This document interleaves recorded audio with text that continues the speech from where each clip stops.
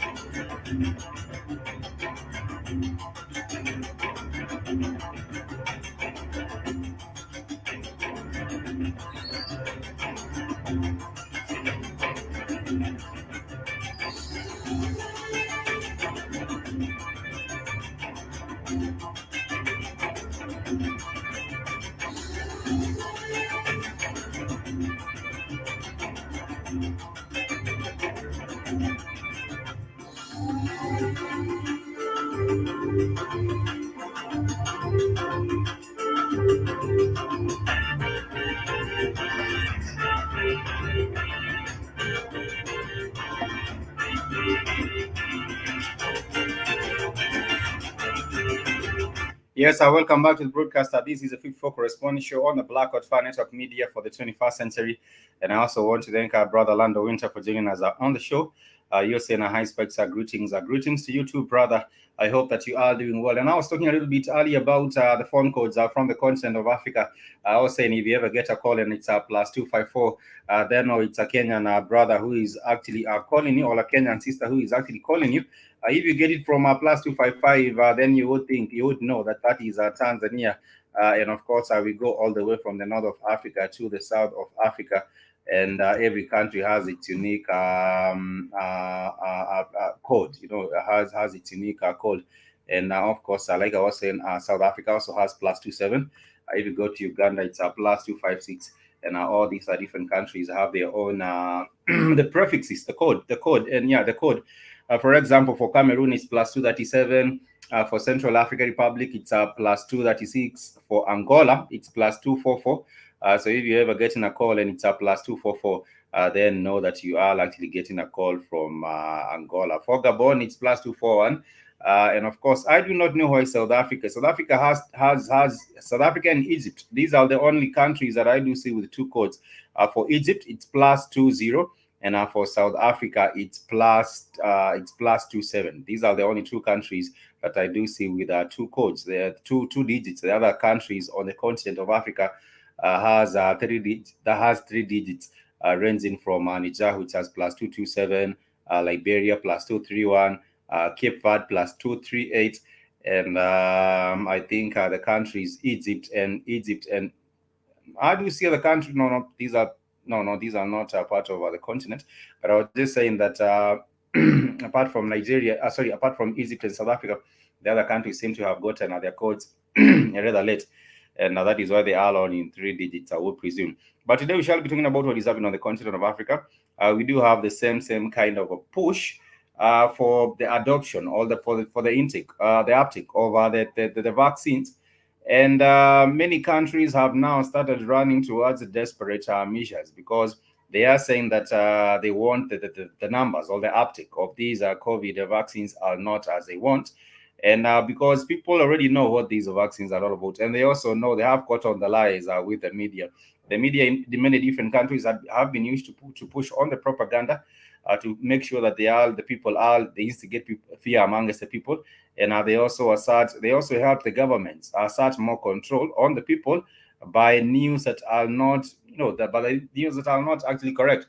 So what is happening in Malawi right now is that the government of Malawi has said that they will not be allowing entry into parliament for people that have not gotten this jab. That is what they are saying in Malawi. So, regardless of whether you are a member of parliament, regardless of whether you are a staff member at parliament, the legislature building, you will not be allowed to get in there in Malawi. So, when you see these countries that are enforcing these kinds of measures, then you don't even really need to know much about the leader, but you will know that the leader of a country like this, where people have not been allowed to do much without having gotten this job, that this is also limiting people in terms, people, these are the workers, maybe some of them might even leave their job. These are parliament building, and others will also not be able to access, their day-to-day work because of these new restrictions that have come up. So they're saying the parliament has tightened the COVID measures, which include requirement of members of parliament to get jabs. The Speaker, Catherine Gotani Hara, disclosed on Thursday in Parliament following a meeting of the Business Committee, which also settled for wearing masks to be made mandatory in Parliament. According to Gotani Hara, all lawmakers and the general public will be asked to produce a COVID vaccine certificate when entering the Parliament building. All MPs are supposed to submit vaccination certificates to the Speaker's office by this Friday, failing which they will not be allowed to attend Parliament deliberations. The way the law works in Africa, the way the law and politics gets to work in Africa, it makes you believe that Africa is really a banana land, because these are the lawmakers. You would assume that them having the power to go into parliament, they would be able to subvert, or they would be able to overturn these kind of a nonsensical move. You would assume they would be able to do so. But right now, I think people are now starting to try and to toe the line in Malawi, and this also follows even with a larger public after the parliament has been forced that everyone working at parliament ought to take that particular job. So things are a little bit tighter there in Malawi. For me, I've never been to Malawi. I've never been to Malawi. I've never been to Malawi, but I know people in Malawi, and I will be making an inquiry just to find out how it's going for them, because I understand that even over these holiday season, there might even be in the position of more. There might even be the imposition of more restrictions in this particular country, which is one of the poorest. Malawi. If you look at the economy of Malawi, is really not. if you look at the economy of Malawi, it's not doing any good. And of course, now imposing more and more restrictions on this particular one, these will not help matters any much better. But anyhow, I want to jump a little bit from that, and I'll go into the story of the Congo and a little bit on the Scrabble for Africa, because I understand right now there has been an interest in the history of Africa when it comes to the area of the Congo. And the Congo Kingdom did span what we call today the DRC Congo. It also did get to Angola. It also did get to Congo Brazzaville, which is the smaller Congo Brazzaville, which is capital as Brazzaville. It also did get to other areas of Mozambique, and I also do believe even some parts of Tanzania. This was part of the Congo Empire in the olden days. And so I want to share with us some of the interesting presentations that have been done. But before I do that, let me also put up the copyright. Let me just put up the copyright, because I find these information to be really interesting and fascinating as well about the existence of these kingdoms. What has been taught in many Black history classes is that the Africans, before colonization, the Africans were savages. Before the arrival of the Mzungu on the continent, the lies that have been told is that there was nothing going on in Africa, which is an absolute lie, because Africa did have kingdoms which were thriving. We do have the Congo Kingdom, the Congo Empire. We do have the Songhai Empire, of course, in West Africa. We do have other different, of course, the Aksum Empire, and among other different many empires that were thriving and in trade, thriving in politically, and also thriving in other kinds of ways. So I want to share with us a little bit about this particular presentation. I think this lady might be from Ethiopia or Eritrea. She's known as Zainab Badawi, and she does really interesting research and also presentation on the matter of African history. And this is what we shall be sharing a little bit about, and then going back into current affairs right here on the show.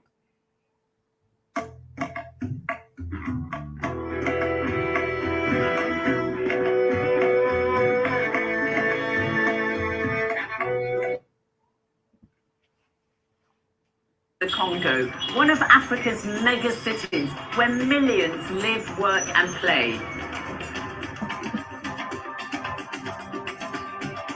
This is Luanda, the capital of Angola. And this is Congo. Now, these were all states that were created at the end of the 19th century during what became known as the Scramble for Africa. But these territories formed part of the historic Kingdom of Congo. In this episode, we find out about this ancient civilization and how old lineages were devastated by European colonizers, and also why Belgian rule of the Congo represents one of the most brutal chapters of African history in this era. When you talk about the Belgian rule of the Congo and the oppression and the genocide, and also the killing of people in the Congo, which is over 10 million people, when we do have a conversation about these matters of the atrocities done in the past, people normally focus on what was done to the Jews. They talk about the Holocaust, the killing of the Jews, and all these are different stories. But bigger in magnitude was also the kind of atrocities and the deaths that were occasioned by these rulership of the Belgians in the Congo. But no one really talks about the retribution, and of course, or even the compensation and the reparations that ought to be made by the Belgians to the Congo people, because this was being done under the watch of the Belgian rule, even in their own country. But this was a takeover of the King Leopold II, or in the Congo, which was also known as the Congo Free State, where over 10 million people were killed. But in history, this is not given much significance. After all, it was the Africans that were killed, and these were killed by the Mzungu. But when it comes to the other story on the other side of the Holocaust, you will find a lot of books being written, a lot of information is out there about what was happening, many films being made. But when it comes to the killing that was done in the Congo during the reign of King Leopold II, you will not find many books on it. You will not find even films on it. What you would find really is sketchy materials. You'd have to put together pieces of how it transpired, and even hear from maybe perhaps descendants of these particular people how it happened. But even when it comes to literature and also electronic material, not a lot have been put.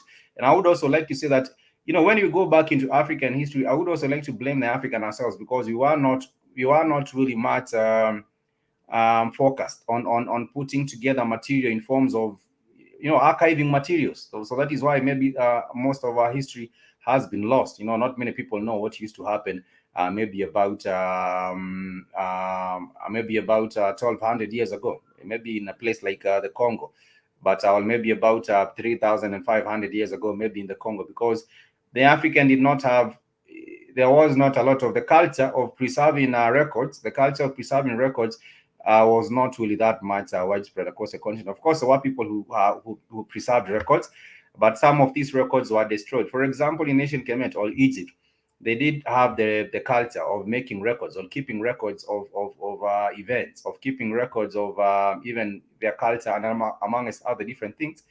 But when the European came and the conquest of the Egypt, there was a destruction of all this material, most of which has been lost, and now people are just trying to piece together pieces, and sometimes even using speculation for some of the missing links of this information.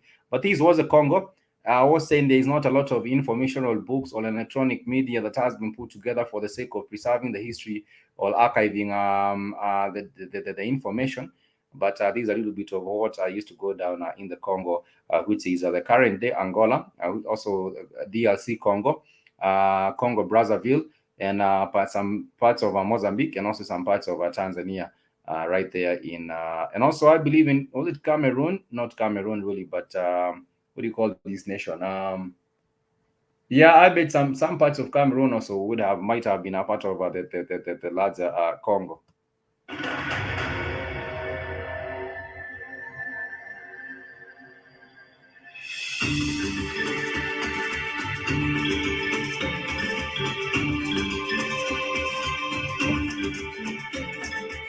The Congo River is the second longest in Africa after the Nile, and is the deepest river in the world. It's been a vital part of life in Central Africa throughout the centuries. Today, drivers of cars and trucks pull up by the river for a quick wash of their vehicles, and people fish regularly, hoping to When you look at a country like the Congo, which is also referred to as the second lung of the world after the Amazon because of the Congo, the complex, you would, and then you hear cases of people, dying of hunger, and people starving, and then people living in a difficult kind of situations. You just get to wonder what's going on now, because you would assume that a place like this, which is heavily endowed, it has all these forest cover, it has regular rainfall, almost raining almost every other time of the year, and then you hear of cases where people are not able to get into, planning their food security. This is also a matter of concern, because it has to do with planning rather than the lack of endowment with resources such as the rain, and also the forest cover and the arable lands that they do have in their country. get a good catch. The river bears the name of one of the great kingdoms of Africa, which tragically was to fall victim to the ambitions of the Europeans. We meet a member of one royal family in Congo who's nearly 100. She recalls the cruelty of Belgian rule. Her great niece is overcome by grief as she relates how her great-great-grandfather, King Masiri, was shot dead by a Belgian captain for refusing to hand over his land. On a beaucoup d'émotions, comme vous le sentez, vous le voyez. C'est rare. Quand je viens ici, d'habitude, c'est toujours en larmes parce que partout où l'on passe, on nous rappelle. Excusez-moi. Excusez-moi. And we see how the Kingdom of Congo is linked to two of the most important female figures in African history, Queen Nzinga and Kimpavita. First, let us turn to the origins of the Kingdom of Congo.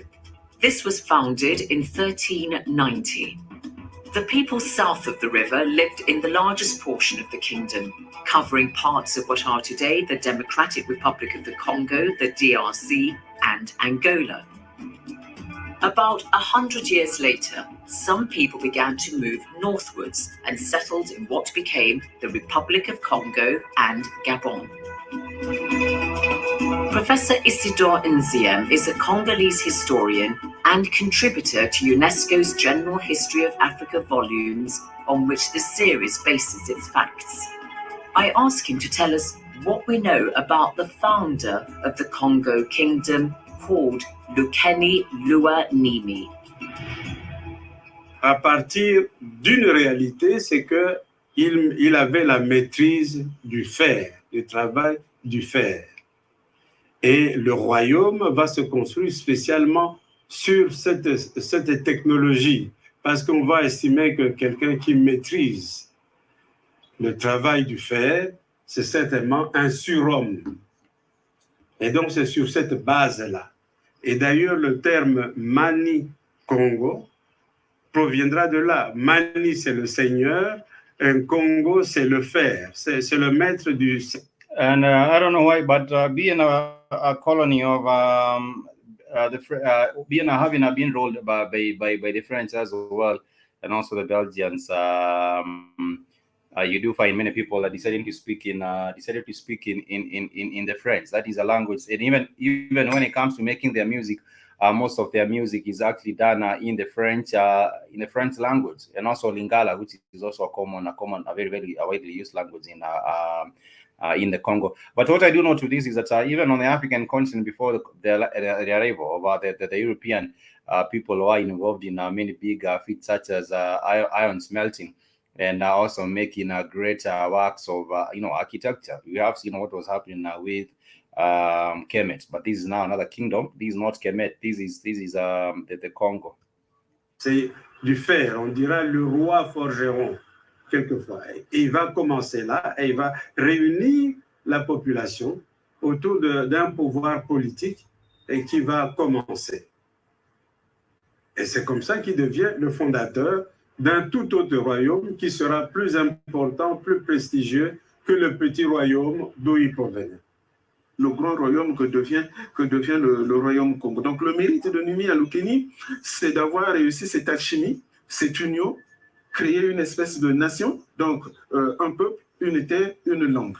Le Congo devient un terme générique qui englobe un ensemble de peuples, un territoire et une langue, et qui se fonde sur un mythe fondateur commun.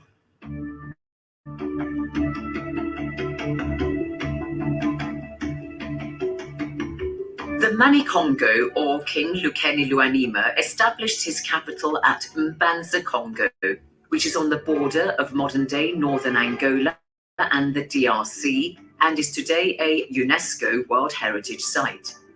Mbanza, Congo was densely populated, giving the Mani-Congo a ready supply of manpower, and there was a clear division of labor. Each regional group or clan had its own profession: pottery, weaving, basket making, and trade was based on a system of barter. Textiles, for instance, could be exchanged for other goods. Less than a century after the Congo Kingdom was established, Portuguese sailors arrived at the court of the Mani-Congo, Nzinga a Ukuwu, in 1483. See this same the assimilation of not even the assimilation, but the religious psychosis that was introduced by the European to the continent of Africa. That is why you find people like these singing and praising the same oppressor.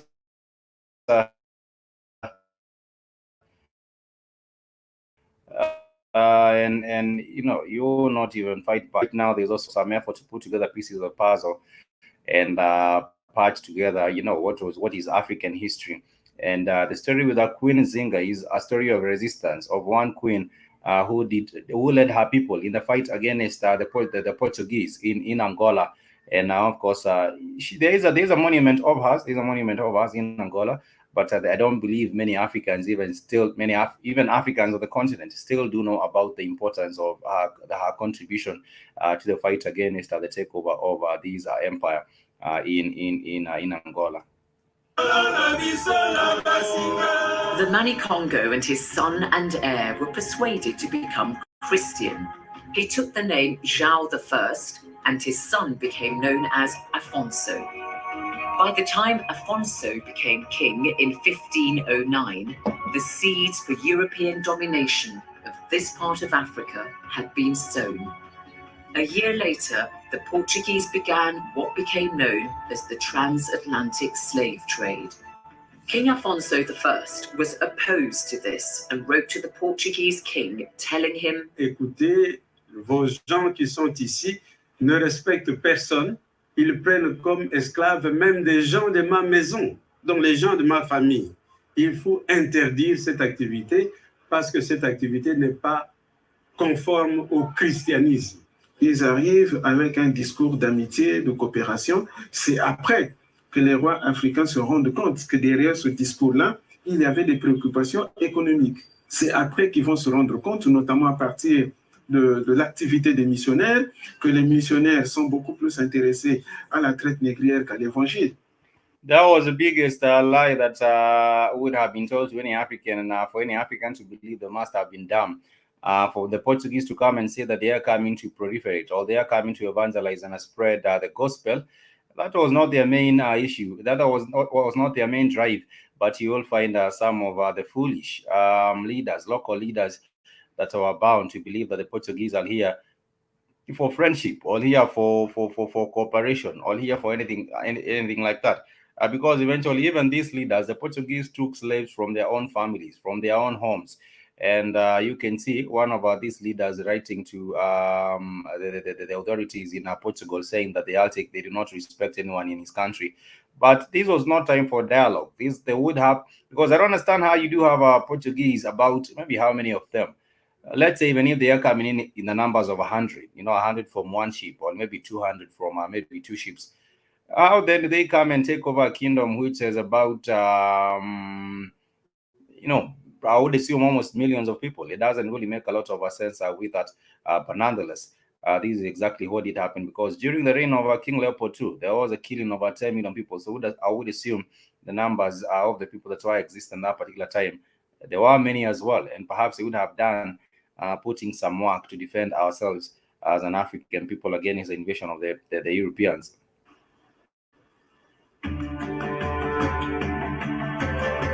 Afonso tried to prevent people from being illegally enslaved, but in 1542 he died. But once a king died, there was usually some dispute over the succession, either between his brothers or the sons of the Manikongo. Sometimes these rivals would form competing factions for power, and the rivalry could last for a very, very long time. Over the following decades, the Kingdom of Congo was subsumed by power struggles, which weakened its control over its domain in some dependent kingdoms, such as Ndongo to the south, ruled by the Ngola people. And apart from internal rivalries, there were also the activities of the Portuguese, who were increasingly trading in slaves. Bon, dans la mesure où le royaume du Congo ne va pas collaborer correctement à la traite négrière, l'intérêt des Portugais va davantage aller vers plus au sud, donc vers le royaume d'Angola. The Portuguese wanted slaves from the kingdom of Ndongo, and by 1575 they had established a new slave trading colony at Luanda Bay in present-day Angola. They conquered coastal areas which could serve as slave trading hubs and launched slaving raids inland, or relied on local rulers to sell them slaves. Esta colaboração é uma forma de corrupção. Então, o povo, os grandes, digamos, que estavam dentro desse processo, os notáveis, as personalidades que tinham contato com os portugueses, que queriam tirar proveitos econômicos neste processo da venda de escravos. Então, é um facto, havia essa colaboração, mas foi uma forma de corromper, digamos, as comunidades locais ou as pessoas que queriam tirar algum proveito econômico neste processo. But most communities were opposed to the slave trade, and this period of African history has given rise to one of the best-known queens of that era who resisted the Portuguese. She was Queen Nzinga of the Ndongo Kingdom. This is a towering statue of her in Luanda, the capital of Angola. In 1635, Nzinga formed powerful alliances and was in constant warfare with the Portuguese for about a quarter of a century. She was a deft diplomat, a skilled negotiator, and brilliant tactician. She managed to hone her skills during her long life. Professor Scholastique Nzinga takes up the story of Queen Nzinga. La reine Nzinga est une des grandes figures féminines de l'histoire de l'Afrique. De son nom congolais, c'est Nzinga Bandi, et elle sera baptisée dans la religion catholique sous le nom de Anna Nzinga. C'est une personnalité. For me, I think what used to happen with these, with the Congo, the collapse of this Congo Empire, which of course is attributed to the invasion by the colonizers. I bet what used to happen is that when one community maybe perhaps had, because of the communities by then had already disintegrated, there were many communities. So this is my theory, my working theory, that when people used to hear that, for example, there has been attack by foreigners or by these Europeans at one of the communities in the coastal regions, I bet the people who are very, very far from the coastal regions would say, wow, that is none of my business. It has nothing to do with our community, or it has nothing to do with us. But eventually what did happen is that after they depleted, they had depleted taking people. They had finished taking people and had depleted the quote-unquote slaves that they would have taken from this particular area. They went inland. And so for the same people that perhaps might have been saying that we're inland and were saying that, well, this is not my problem, that's that community, they can handle it on their own and other things like that. What I do believe happens is that people might have been very, very much, just weakened because of the division. And eventually what would happen, I would assume, is that with this division, the conquest for the continent of Africa was much, much more easy, because when this group is getting attacked, maybe at the coastal community, you would say, the people in the inland would say, no, we don't care much about that. They can handle it on themselves. And because of that kind of an attitude, that is why I believe it was very, very much easier for these Portuguese to come and take over. Because I'm just wondering, how did the Portuguese come up and have a conquest of a land where they are about millions of people? You were told they were much better organized, then they would be able to fend off these invasion on the continent of Africa. But like you did here, the other problem with the fall is that people did not have values. They were easily corrupted, and they were being corrupted with small gifts. You would be given clothes, you would be given new attire, or you'd be given cigarettes, or you would be given sugar, you would be given some other small things that cannot even be measured against, nothing can be measured against a human life. But you would see these are really minor gifts that were being given to the people in the in Congo, for them to collaborate with the Portuguese in the hope of getting some economic advantage, or in the hope of getting some, let me call them what they are, butter biscuits. Était très forte dès son enfance. En tout cas, son père remarquait son intelligence, sa force de caractère, et tout au long de sa vie, elle va développer donc ses qualités. Nzinga had been well trained by her father. In 1622, she went to Luanda, at first to try to negotiate with the Portuguese on the royal family's behalf. The Portuguese official was seated, and he expected Nzinga to sit on the floor on a rug. Affronted by this, she commanded one of her male attendants to go down on all fours, and she sat on him instead, as this 17th century etching illustrates. Elle a gouverné pendant longtemps, oui. Et ce qui fait qu'elle restera longtemps au pouvoir, c'est parce qu'elle va emporter beaucoup de victoires. Bien sûr, il y aura des défaites aussi, mais c'est une guerrière. Elle va même en mettre en place un réseau de renseignement, aller prendre les informations pouvoir vaincre ses adversaires. Donc là, elle met en place un service d'espionnage, donc de renseignement militaire. Et à l'époque, ce n'était pas facile parce qu'elle a en face quand même des gens qui militairement sont supérieurs. Mais cette femme donc va se battre, va affronter les Portugais, les troupes portugaises, et jusqu'au moment où le Portugal sera obligé de céder. Et donc, on va lui proposer un traité de paix. But the balance of power shifted over the years in favor of the Portuguese, and Nzinga died in 1663, unable to stop their ascendancy in the region.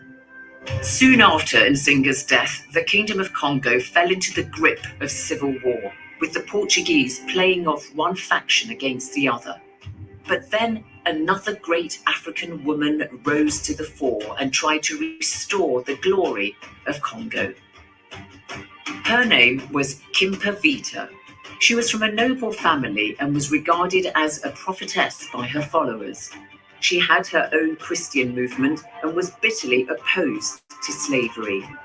She led a revolt against the Portuguese in the early 1700s. Kimpavita, c'est une femme qui va, elle aussi, marquer l'histoire du royaume du Congo. Kimpavita, elle s'impose au XVIIIe siècle dans l'histoire du Congo en tant que résistante à la domination portugaise. Elle va agir en tant que personne illuminée. Elle reçoit un message de Saint Antoine. Donc sa mission, c'est la restauration du royaume de Congo. Elle va, par exemple, impliquer tout le monde dans sa lutte, aux jeunes. Elle va demander aux femmes, aux vieux, à tout le monde de s'impliquer. Mais ce qui est important, c'est que cette femme a donné sa vie pour le salut du royaume, puisqu'elle sera brûlée vive. Do you think that the role of women in history has been somewhat overlooked? Donc, il faut qu'on révise les manuels d'histoire, qu'on accorde beaucoup de visibilité aux femmes dans les manuels d'histoire. Et ça, c'est le travail, je crois, de tout le monde. Les pouvoirs publics doivent prendre conscience qu'il faut que chaque citoyen se reconnaisse. The heroic resistance of Kimpavita and her violent death in 1706 at the hands of her enemies have secured her place in the history books. But such efforts to save the Kingdom of Congo ultimately failed, and by 1880, most of it had been reduced to decentralized trading villages. This period ushered in a dramatically new and tragic chapter for the people of Congo. The kingdom's former territories became ruled by the Belgians in the Congo and the Portuguese in Angola. The Portuguese still transported Africans, especially Angolans, to Brazil and the Caribbean until the late 19th century, although the slave trade had been made illegal in the early 1800s. And Portuguese rule of Angola resulted in an economy based on various forms of slavery and forced labor right up until the mid-1900s. O trabalho forçado era uma das formas como eles utilizaram para, digamos, em termos econômicos, produzir mais riqueza. A população angolana que trabalhou nas plantações com muitas dificuldades e o tratamento não foi muito diferente de como os escravos também eram tratados.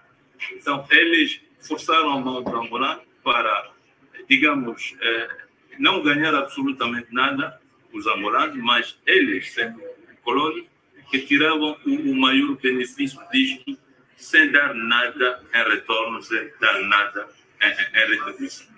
So the proud people of the Congo Kingdom that stretched across 4 African countries, including Angola, had become reduced to mere serfs, serving the interests of their European masters. What happened eventually is that there was the forcing of our people after colonization to get involved in labor, which is on plantations for the export into other into European countries. You know, that is exactly what people are put into. For example, with the taking or the reign of King Leopold II in the Congo, what used to happen is that people were forced, while engaged in forced labor, to go and do to extract a rubber. Let me share a little bit of that even as we proceed, so you would see briefly.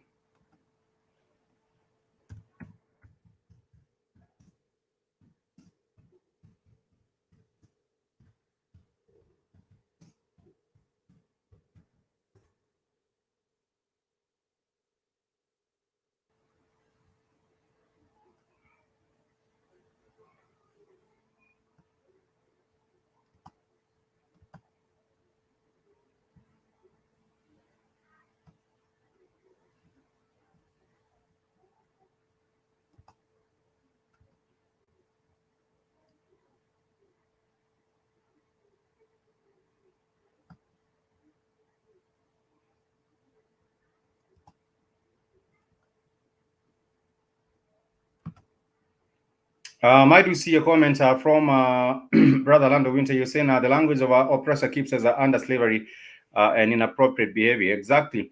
And I was saying we do have African countries on the continent that have still not slipped into these the total use of the language. For example, the Nigerian people are still proud about their language, and that is why they also have made up what you call pidgin. Pidgin is the Nigerian the Nigerian combined with the English.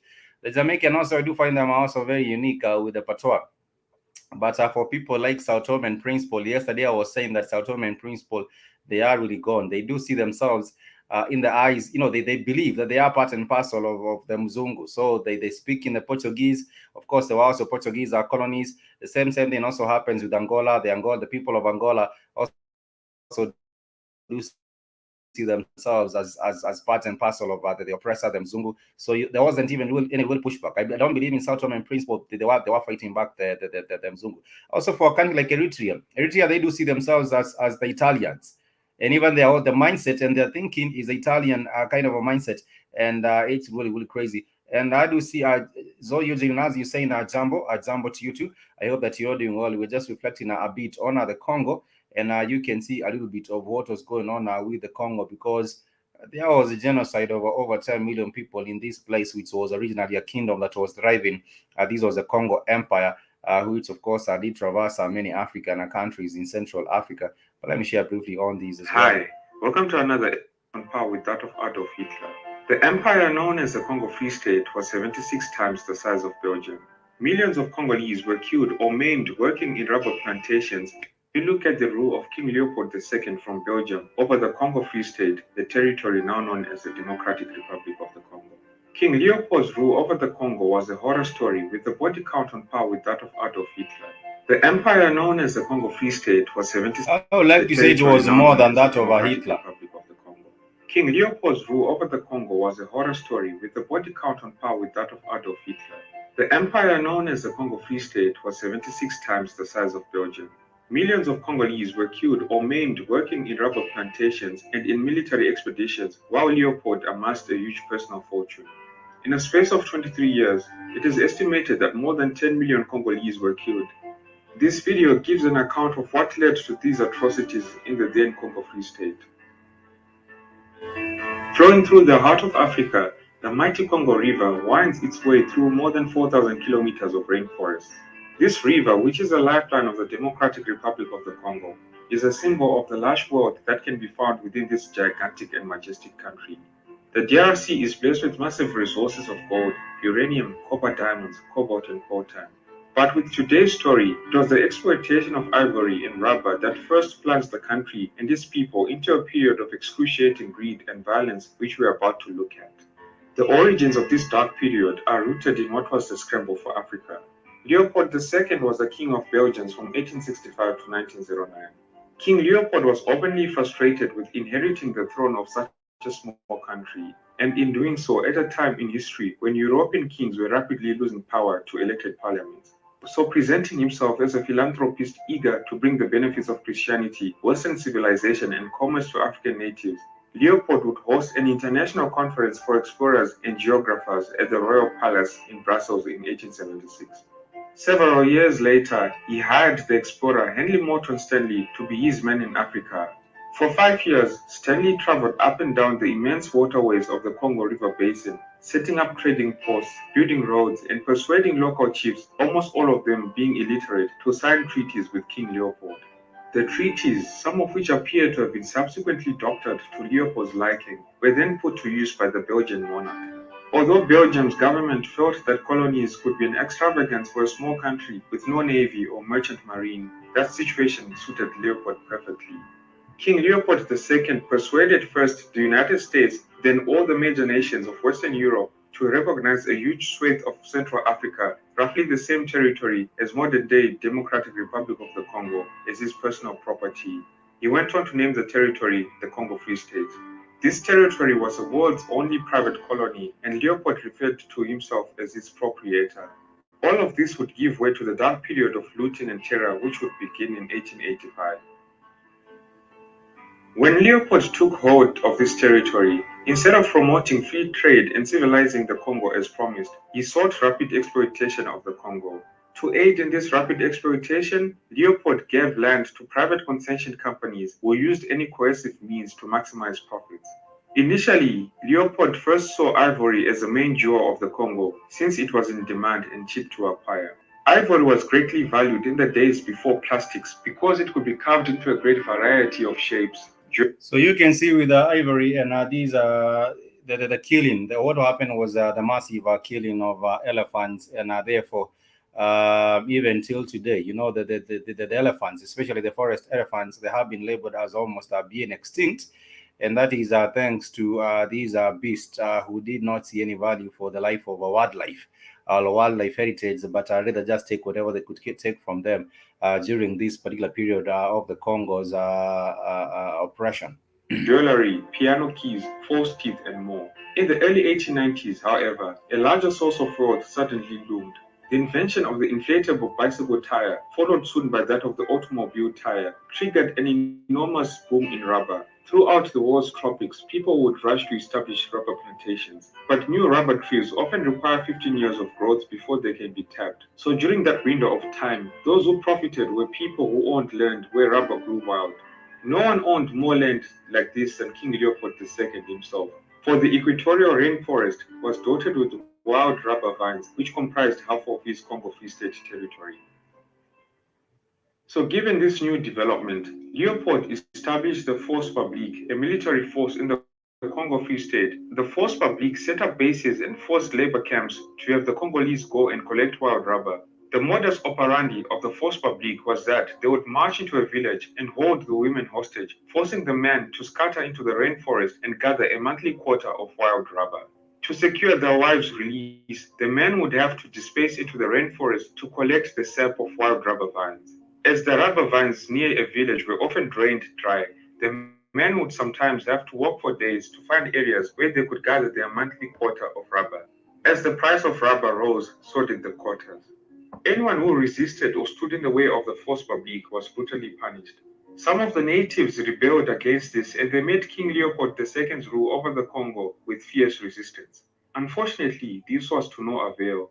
Tens of thousands of others were shot down in failed rebellions against the regime. They would seek refuge deep in the forest where there was little food and shelter. As a way to suppress the rebellion, one sadistic practice started to be followed by the Force Publique. To prove that they had not wasted bullets, or worse yet, saved them for use in a mutiny, for each bullet expended, a Congolese soldier of the Force Publique had to present to his white officer with the hand he had cut off of a rebel. If a soldier fired at someone and missed... The thing that used to happen right now, you can hear with these barbaric practice of proving that you have not wasted bullets, and therefore you would have to go back with a hand, you know, chop off the hand of someone, so that you go back with a hand and say this I killed, this was not a wasted bullet, and And also the thing is that King Leopold, of course, did not bring mercenaries from Congo. What I did believe is that it was also some of the Congolese people also being used, their minds being corrupted to do this evil against other fellow Congolese. You would think that the Belgians brought in the big forces of white people, Europeans, into the Congo, but these were recruited people that were recruited from the Congo to serve as the beast, to serve the dirty work of the beast. Save them for use in a mutiny. For each bullet expended, a Congolese soldier of the Force Publique had to present to his white officer with the hand he had cut off of a rebel. If a soldier fired at someone and missed, or used a bullet to shoot game, he then sometimes cut off the hand of a living victim to be able to show it to his officer. In addition to this, the men who failed to meet their quota even once would face mutilation, with hands and feet being the most popular sites for amputation. If the man could not be caught, or if he needed both hands to work, the Force Publique man would cut the hands off of his wife or children. Photographs and reports of hands chopped off bear testimony to these stories. Here in this picture, we see a man as he contemplates the severed hand and foot of his 5-year-old daughter in the year 1904. As a result of the men being forced to collect rubber and the women being taken hostage, necessary crops were not being harvested, leading to massive famines in the region. The system of exploitation that was established by King Leopold became a model for colonial rule in other parts of Central Africa. Many of the surrounding colonies also had rainforests which were rich in wild rubber. The Portuguese controlled northern Angola, and the Cameroons were under the Germans, and the French Congo, part of French Equatorial Africa, across the Congo River. Seeing what profits Leopold was reaping from forced labor, officials in these colonies soon adopted exactly the same system, including women hostages and forced male labor. This would result in equally fatal consequences. With time, the reports of death and massive abuse started to filter into Europe, and Leopold was forced by the Belgian government to relinquish control of the colony to the civil administration in 1908. The colony would become Belgian Congo until it gained independence in 1960.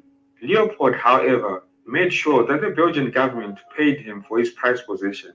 He would die the following year in 1909. Due to large-scale murder, famine, disease, and exhaustion from work, the population of the Congo Free State was halved from 20 million to 10 million during this period.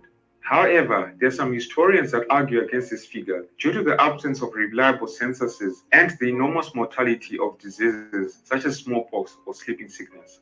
Nonetheless, as you can imagine, this enormous death toll completely destabilized the Congo and left the country dependent upon Belgium for food and raw materials.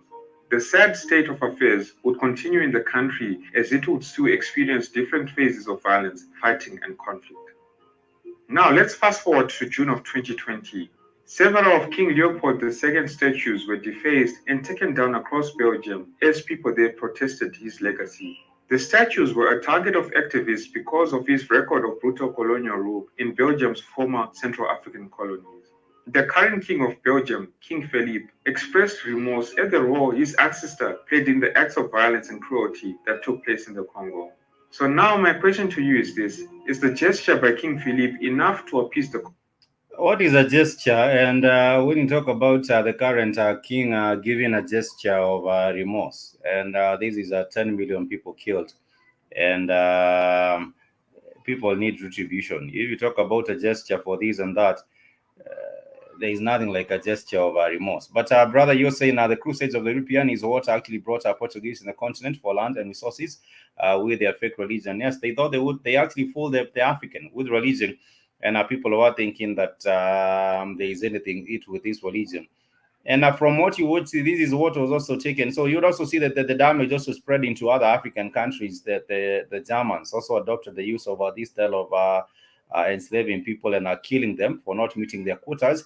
And also the same Portuguese in Angola also took on the same system. So you would say it was the system that was introduced by these King Leopold in Angola was to the detriment of the death of over 10 million people minimum. But nonetheless, the thing that saddens me the most is that you would see people that have been recruited, and these are individuals being recruited as part of a force or as a part of an army by King Leopold. And you would find people cutting off the hands of their families, cutting off the hands of people they know, their neighbors. And I think that the African were taught the inhumanity by these beasts, and they took on over the traits of the beast, and they turn against their own people, which is really really sad. So for me, I would think when it comes to, I wish there was an active kind of a move by the African, by us as an African people, to look back, to look inward for solutions, and now get to a point where these resources that are taken from the continent are actually being used for the benefit of the people of the continent. Because what happens is that when you hear that the DRC Congo has cobalt, or you hear that the DRC Congo has diamonds, it has gold, it has all these different resources, these are not being used. It's the same exploitation going on even till today. These are not being used for the benefit of the people of the Congo. They are living in abject poverty. They are living in insecurity until something has to be done. And now, of course, as a Black Coat Finance Talk, we are an African think tank, and we are here also to pose a question as to what can be done and how should it be best done. Because when we bring our minds together, we can be able to turn around the future of the African continent. I am an Afro optimist, so I believe that there is still, things are not all is lost. If you get to ask me, not all is lost. We do have a brother who is from the Congo, the brother Cash God. He was there, I believe, last year in Kinshasa, and personally, I have not been to Kinshasa myself, but there is work to be done also in terms of awakening the people, because rewiring the thinking is the first step. Getting off the mental shackles is a first step, and then from there we shall also get into the physical as well, because these two have to go hand in hand as well. But the ones that precedes the other is a mental, and also then getting into physical as well. But nonetheless, we shall be winding up with these news and updates from Senegal. Senegal right now, the government, or the parliamentarians in Senegal, have actually put together a bill, and this particular bill was tabled by the MP Mamadou, his name known as Mamadou Lamine Diallo, and Cheikh Bamba Dié. That name sounds like what was the name of this brother from Senegal who did a lot of African history? Cheikh Diop, is that the name? I will just get the name correctly. I don't want to slaughter his name. But the bill was tabled by the MPs, and they are saying from the parliamentary opposition, they say that it's not illegal to identify as gay in the deeply conservative Muslim nation, but the same-sex activity is already punishable by up to 5 years of a prison. Senegal, and all of Senegal is behind the bill. That is what they were saying. The MP was saying, and they are hoping to also make it, to criminalize it, and also make the penalty much more harsh for people to get involved, or to get engaged in gayism, or these same-sex marriage, or same-sex activity in this particular country. So we are almost winding up the episode for today. I think that is a good move for Senegal, and of course for all other African countries. I believe this is also the way to go for other African countries as well, to make sure that our people are not corrupted. Because if you go back to a country like Cheikh Anta Diop is the name, yeah, Cheikh Anta Diop, but it's pronounced like these are the name from. I think it's pronounced the same way as Cheikh. Yeah, it's Cheki, and I'm yet to get onto most of his material, but I will be looking for that as well, to also get to expand. Cheikh Anta Diop. That was Cheikh Anta Diop.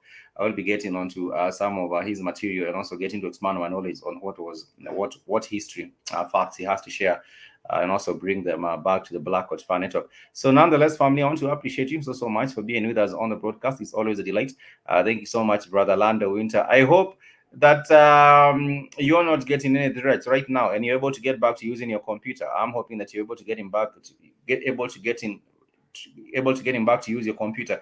Some of these bloody beasts here, they are the same one trying to hack. I believe they might be the same one. I don't know what this is, whether it's Indian or whether it's some Russian BS, but these are the beasts trying to come and try get soak from our energy. But I will not be letting that happen. We shall be finding ways of making sure that we block these beasts.